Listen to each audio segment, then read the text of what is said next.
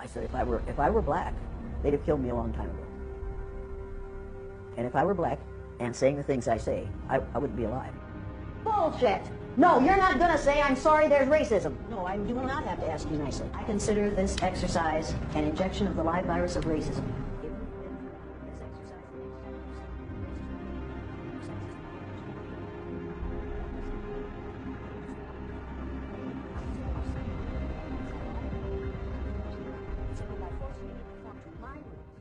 I watched my students become what I told them they were.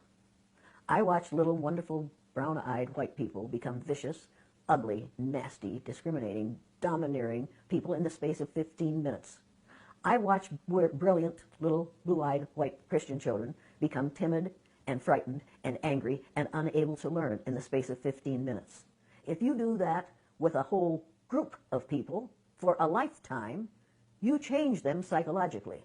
You convince those who are analogous to the brown-eyed people that they are superior, that they are perfect, that they have the right to rule. Did you learn anything this morning? I think I learned from the experience of feeling like I was in a glass cage and I was powerless. I realized this morning that there were very few times in my life that I've ever been discriminated against, very few.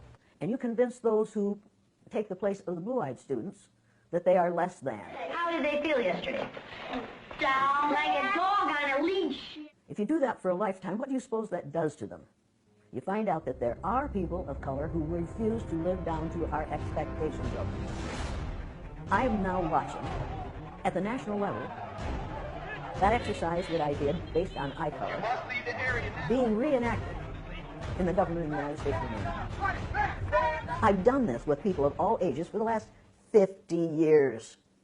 Now think about that. Next year it will be the 50th anniversary of the killing of Martin Luther King Jr. and the beginning of the blue-eyed, brown-eyed exercise. When are we going to learn?